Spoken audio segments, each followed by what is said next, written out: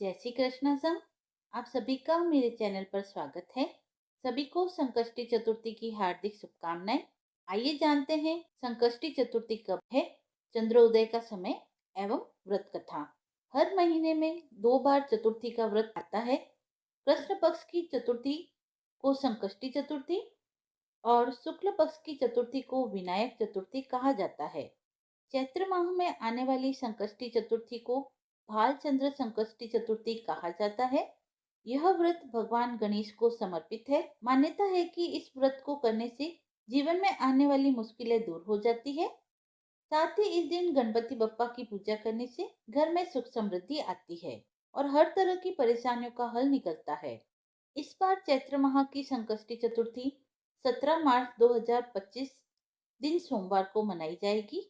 पंचांग के अनुसार चतुर्थी तिथि 17 मार्च को शाम 7:33 से शुरू होगी और 18 मार्च को रात 10:09 पर समाप्त होगी। इस दिन रात में 9:22 पर चंद्र उदय होगा और उसी के बाद चंद्रमा जी की पूजा करने के बाद व्रत का पारण किया जाएगा। इस दिन सोमवार भी है जो भगवान शिव का दिन है। ऐसे में गणेश जी के साथ शिव और माता पार्वती की पूजा करने से विशेष फल की प्राप्ति होगी। भगवान गणेश को विघ्नहर्ता कहा जाता है। माना जाता है कि संकष्टी चतुर्थी का व्रत करने से जीवन की सभी बाधाएं दूर हो जाती है और सौभाग्य की प्राप्ति होती है। आइए अब सुनते हैं संकष्टी चतुर्थी की व्रत कथा। मकरध्वज नामक राजा की कथा। पार्वती जी ने पूछा, हे गणेश जी, चैत्र कृष्ण चतुर्थी को गणेश जी की पूजा कैसे करनी चाहिए? इस दिन भोजन क्या करना चाहिए? चैत्र मास के गणपति देवता का नाम क्या है? उनके पूजन आदि का क्या विधान है? सो आप मुझे कहिए। गणेश जी ने कहा, हे महादेवी, चैत्र कृष्ण चतुर्थी के दिन विकट नामक गणेश जी की पूजा करनी चाहिए। दिन भर व्रत रखकर रात्रि में षोडशोपचार से पूजन करना चाहिए। ब्राह्मण भोजन के अनंतर स्वयं व्रती को इस दिन पंचगव्य पान करके रहना चाहिए। यह व्रत संकट नाशक है। इस दिन शुद्ध घी के साथ बिजोरे नींबू का हवन करने से बांझ स्त्रियों को पुत्र की प्राप्ति होती है।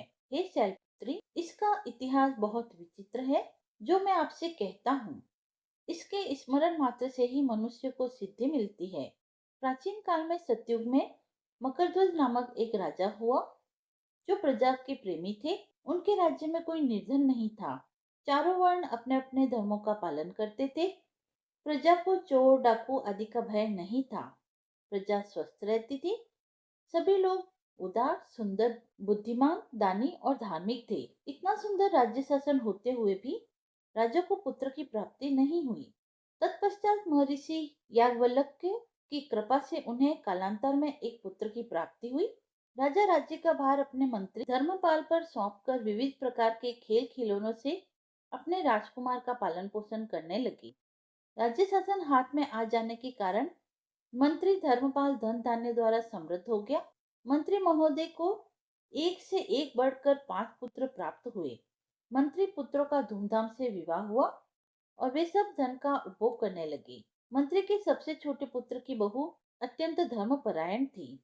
चैत्र कृष्ण चतुर्थी आने पर उसने भक्ति पूर्वक गणेश जी की पूजा की। उनका पूजन और व्रत देखकर उसकी सास कहने लगी, अरे, क्या तंत्र मंत्र द्वारा मेरे पुत्र को वश में करने का उपाय करती रहती है? बार बार सास के निषेध किए जाने पर भी जब बहू न मानी तो सास ने कहा, अरे दुष्टा, तू मेरी बात मान नहीं रही है। मैं पीट पीट कर तुझे ठीक कर दूंगी। मुझे यह सब तांत्रिक अभिचार पसंद नहीं है। इसके उत्तर में बहू ने कहा, हे सासू जी, मैं संकटनाशक गणेश जी का व्रत कर रही हूँ। यह व्रत अत्यंत फलदायक होता है। अपनी बहू की बात सुनकर उसने अपने पुत्र से कहा कि हे पुत्र, तुम्हारी बहू जादू टोने पर उतारू हो गई है। मेरे कई बार मना करने पर भी वह दुराग्रह वश में नहीं आ रही। इस दुष्टा को मार पीट कर ठीक कर दो। मैं गणेश जी को नहीं जानती, ये कौन है और इनका व्रत कैसे होता है? हम लोग तो राजकुल के मनुष्य हैं, फिर हम लोगों की किस विपत्ति को ये नष्ट करके माता की प्रेरणा से उसने बहू को मारा, पीटा। इतनी पीड़ा सहकर भी उसने व्रत किया। पूजना उपरांत वह गणेश जी का स्मरण करती हुई उनसे प्रार्थना करने लगी कि हे गणेश जी, हे जगतपति, आप हमारे सास ससुर को किसी प्रकार का कष्ट दीजिए, हे गणेश्वर, जिससे उनके मन में आपके प्रति भक्तिभाव जागृत हो।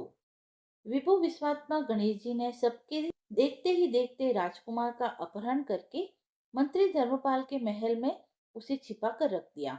बाद में उसके वस्त्र आभूषण आदि उतार कर राजमहल में फेंक दिए और स्वयं अंतर्ध्यान हो गए। इधर राजा ने अपने पुत्र को शीघ्रता से पुकारा, परंतु कोई प्रत्युत्तर न मिला। फिर उन्होंने मंत्री के महल में जाकर पूछा कि मेरा राजकुमार कहाँ चला गया। महल में उनके सभी वस्त्र आभूषण तो है, लेकिन राजकुमार कहाँ चला गया? किसने ऐसा निंदनीय कार्य किया है? हाय, मेरा राजकुमार कहाँ गया? राजा की बात सुनकर मंत्री ने उत्तर दिया, हे राजन, आपका चंचल पुत्र कहाँ चला गया, इसका मुझे पता नहीं है। मैं अभी नगर, गांव, बाग, बगीचे आदि सभी स्थानों में खोज करवाता हूँ। इसके बाद राजा अपने सभी नौकरों, सेवकों आदि से कहने लगा, अरे अंगरक्षकों, मंत्रियों, मेरे पुत्र का शीघ्र ही पता लगाओ। राजा का आदेश पाकर दूत लोग सभी स्थानों में खोज करने लगे। जब कहीं भी पता न लगा तो आकर राजा से डरते डरते निवेदन किया कि महाराज, अपहरणकारियों का कहीं सुराग न मिला। राजकुमार को आते जाते किसी ने नहीं देखा। उनकी बातों को सुनकर राजा ने मंत्री को बुलाया। मंत्री से राजा ने पूछा कि मेरा राजकुमार कहाँ है? हे धर्मपाल, मुझसे साफ साफ बता दो कि राजकुमार कहाँ है। उसके वस्त्र आभूषण दिखाई पड़ते हैं, केवल वही नहीं है। अरे नीच, मैं तुम्हारा वध कर डालूंगा, तेरे कुल को नष्ट कर दूंगा, इसमें जरा भी संदेह नहीं है। राजा द्वारा डांट पड़ने पर मंत्री चकित हो गया। मंत्री ने सर झुकाकर कहा कि हे भोपाल, मैं पता लगाता हूँ। इस नगर में बालक अपहरणकर्ताओं का कोई गिरोह नहीं है और न ही डाकू आदि भी रहते हैं। फिर भी हे प्रभु, पता नहीं किसने ऐसा नीच कर्म किया है और न जाने वह कहाँ चला गया। धर्मपाल ने आकर महल में अपनी पत्नी और पुत्रों से पूछा, अपनी सभी बहुओं को बुलाकर भी उनसे पूछा कि यह कर्म किसने किया है। यदि राजकुमार का पता नहीं लगा तो राजा मुझ अभागे के वंश का विनाश कर देंगे। ससुर की बात सुनकर छोटी बहू ने कहा, हे दादाजी, आप इतने चिंतित क्यों हो रहे हैं? आप पर गणेश जी का कोप हुआ है, इसीलिए आप गणेश जी की आराधना कीजिए। राजा से लेकर नगर के समस्त स्त्री पुरुष बालक व्रत संकटनाशक चतुर्थी का व्रत विधि पूर्वक करें तो गणेश जी की कृपा से राजकुमार मिल जाएंगे। मेरा वचन कभी मिथ्या नहीं होगा। छोटी बहू की बात सुनकर ससुर ने हाथ जोड़कर कहा कि हे बहू, तुम धन्य हो, तुम मेरा और मेरे कुल का उद्धार कर दोगी। गणेश जी की पूजा कैसे की जाती है, हे सुलक्षणी, मुझे बतलाओ। मैं मंदबुद्धि होने के कारण व्रत के महात्म्य को नहीं जानता हूँ। हे कल्याणी, हम लोगों से जो भी अपराध हुआ हो उसे क्षमा कर दो और राजकुमार का पता लगा दो। तब जब लोगों ने कष्टनाशक गणेश चतुर्थी का व्रत करना आरंभ किया, राजा सहित समस्त प्रजाजनों ने गणेश जी की प्रसन्नता के लिए व्रत किया। इससे गणेश जी प्रसन्न हो गए। जब लोगों के देखते ही देखते उन्होंने राजकुमार को प्रकट कर दिया। राजकुमार को देखकर नगरवासी आश्चर्य में पड़ गए। सब लोग बहुत प्रसन्न हुए। राजा के हर्ष की तो सीमा न रही। राजा कह उठे, गणेश जी धन्य हैं और साथ ही साथ मंत्री की कल्याणी पतोहू भी धन्य हैं, जिसकी कृपा से मेरा पुत्र यमराज के यहाँ जाकर भी लौट आया। अतः सब लोग इस संतानदायक व्रत को निरंतर विधि पूर्वक करते रहें। श्री कृष्ण ने कहा, हे राजा युधिष्ठिर, त्रिलोक में इससे बढ़कर कोई दूसरा व्रत नहीं है। हे कुरुकुल दीपक, आप भी अपने लिए कलेशों के समनार्थ इस व्रत को अवश्य कीजिए। श्री कृष्ण जी के मुख से इस कथा को विस्तार पूर्वक सुनकर युधिष्ठिर ने बड़े ही भक्तिभाव से चैत्र शुक्ल चतुर्थी का व्रत किया और गणपति की कृपा से अपने खोए हुए राज्य को पुनः प्राप्त कर लिया। बोलिए गजानन जी महाराज की जय। आइए सुनते हैं चौथ माता की कहानी। एक नगर में एक बुढ़िया माँ रहती थी। वह अपने बेटी की सलामती के लिए 12 महीनों की चौथ का व्रत करती थी।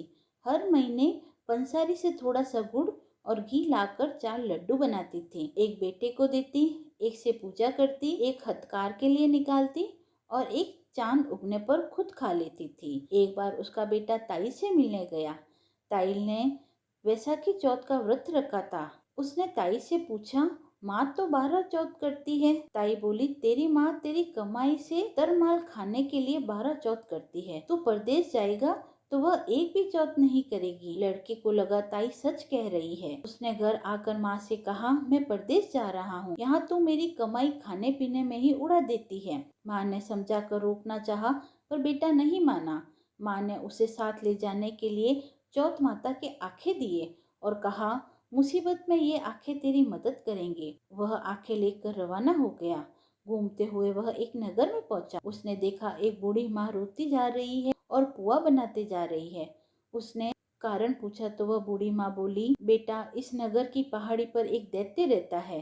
पहले वह नगर में आकर कई लोगों को खाने के लिए मार देता था। अब राजा हर घर से एक आदमी दैत्य के पास भेजता है और आज मेरे बेटे की बारी है, इसीलिए मैं रो रही हूँ और उसी के लिए पोहे बना रही हूँ। वह बोला, तू पोहे मुझे खिला दे, तेरे बेटे की जगह मैं चला जाता हूँ। बुढ़िया माँ ने खीर पुए उसे खिला दिए। वह खा पी कर सो गया। रात को राजा के सैनिक आए तो बूढ़ी माँ ने उसे भेज दिया। दैत्य के सामने पहुंचने पर उसने चौथ माता की आंखें दैत्य की तरफ फेंकते हुए कहा, हे चौथ माता, यदि मेरी माँ मेरी सलामती के लिए व्रत करती है तो दैत्य का सिर कटकर गिर जाए। तुरंत ही दैत्य का सिर कट गया। लड़का वापस आ गया।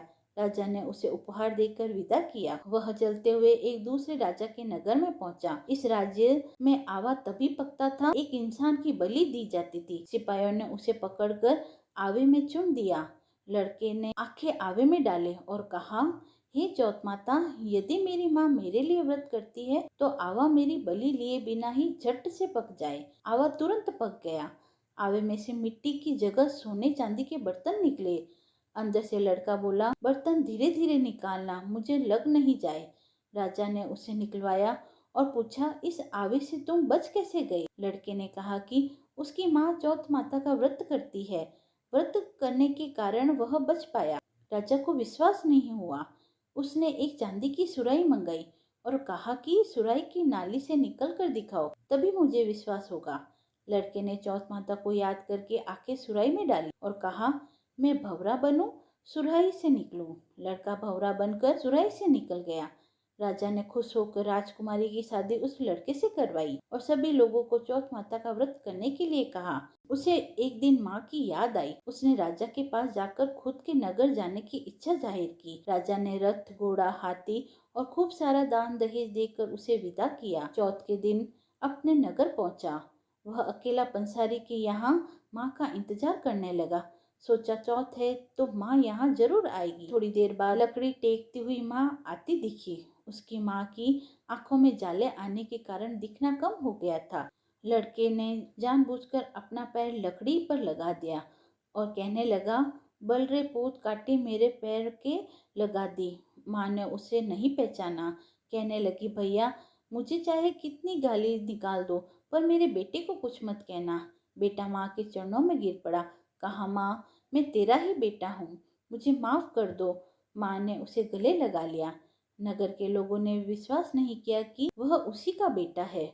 बूढ़ी माँ ने चौथ माता को याद करके कहा, हे चौथ माता, यदि मैं अपने बेटे के लिए व्रत करती हूँ तो मेरे स्तनों से दूध भर जाए और उसकी धार मेरे बेटे के मुंह में गिरे। माँ के स्तन से दूध की धारा निकलने लगी और वह बेटे के मुंह में गिरने लगी। लोग चौथ माता की जय जयकार करने लगे। उस नगर के सभी लोग चौथ माता का व्रत करने लगे। हे चौथ माता, जैसे आप बूढ़ी माँ के बेटे पर प्रसन्न हुई, वैसे ही हम पर भी प्रसन्न रहना। कहानी कहने वाले, सुनने वाले, करा भरने वाले पर कृपा करना। बोलो चौथ माता की जय। विनायक जी की कहानी। श्री गणेशाय नमः। एक समय की बात है, विष्णु भगवान का विवाह लक्ष्मी जी के साथ निश्चित हो गया। विवाह की तैयारियां होने लगी। सभी देवताओं को निमंत्रण भेजे गए, परंतु गणेश जी को निमंत्रण नहीं दिया। कारण जो भी रहा हो, अब भगवान विष्णु की बारात जाने का समय आ गया। सभी देवता अपनी पत्नियों के साथ विवाह समारोह में आए। उन सब ने देखा कि गणेश जी कहीं दिखाई नहीं दे रहे हैं। तब वे आपस में चर्चा करने लगे कि क्या गणेश जी को न्योता नहीं है या स्वयं गणेश जी ही नहीं आए हैं। सभी को इस बात पर आश्चर्य होने लगा। तभी सबने विचार किया कि विष्णु भगवान से ही इसका कारण पूछा जाए। विष्णु भगवान से पूछने पर उन्होंने कहा कि हमने गणेश जी के पिता भोलेनाथ महादेव जी को न्योता भेजा है। यदि गणेश जी अपने पिता के साथ आना चाहते तो आ जाते, अलग से न्योता देने की कोई आवश्यकता भी नहीं थी। दूसरी बात यह है कि उनको 1.25 मन मूंग, 1.25 मन चावल, 1.25 मन घी और 1.25 मन लड्डू का भोजन दिन भर में चाहिए। यदि गणेश जी नहीं आएंगे तो कोई बात नहीं, दूसरे के घर जाकर इतना सारा खाना पीना अच्छा भी नहीं लगता। इतनी वार्ता कर ही रहे थे कि किसी एक ने सुझाव दिया, यदि गणेश जी आ भी जाए तो उनको द्वारपाल बनाकर बैठा देंगे। आप घर का ध्यान रखना। आप तो चूहे पर बैठकर धीरे धीरे चलोगे तो बारात से बहुत पीछे रह जाओगे। यह सुझाव भी सबको पसंद आ गया तो विष्णु भगवान ने भी अपनी सहमति दे दी। होना क्या था कि इतने में ही गणेश जी वहां आ पहुंचे और उन्हें समझा बुझा कर घर की रखवाली करने बैठा दिया। बारात चल दी। तब नारद जी ने देखा कि गणेश जी तो दरवाजे पर ही बैठे हुए हैं। तो वे गणेश जी के पास गए और रुकने का कारण पूछा। गणेश जी कहने लगे कि विष्णु भगवान ने मेरा बहुत अपमान किया है। नारद जी ने कहा कि आप अपनी मुसक सेना को आगे भेज दें तो वह रास्ता खोद देगी, जिससे उनके वाहन धरती में धंस जाएंगे। तब आपको सम्मान पूर्वक बुलाना पड़ेगा। अब तो गणेश जी ने अपने मूसक सेना जल्दी से आगे भेज दी और सेना ने जमीन पोली कर दी। जब बारात वहां से निकली तो रथ के पहिए धरती में धंस गए। लाख कोशिश करे परंतु पहिए निकल ही नहीं रहे। सभी ने अपने अपने उपाय किए परंतु पहिए तो नहीं निकले तो नहीं निकले, बल्कि जगह जगह से टूट गए। किसी की समझ में नहीं आ रहा था अब क्या किया जाए। तब नारद जी ने कहा, आप लोगों ने गणेश जी का अपमान करके अच्छा नहीं किया। यदि उन्हें मना कर लाया जाए तो आपका कार्य सिद्ध हो सकता है और यह संकट टल सकता है। शंकर भगवान ने अपने दूत नंदी को भेजा और वे गणेश जी को लेकर आए। गणेश जी का आदर सम्मान के साथ पूजन किया गया। तब कहीं रथ के पहिए निकले। अब रथ के पहिए निकल तो गए परंतु वे टूट फूट गए थे तो उन्हें सुधारे कौन। पास के खेत में खाती काम कर रहा था। उसे बुलाया गया।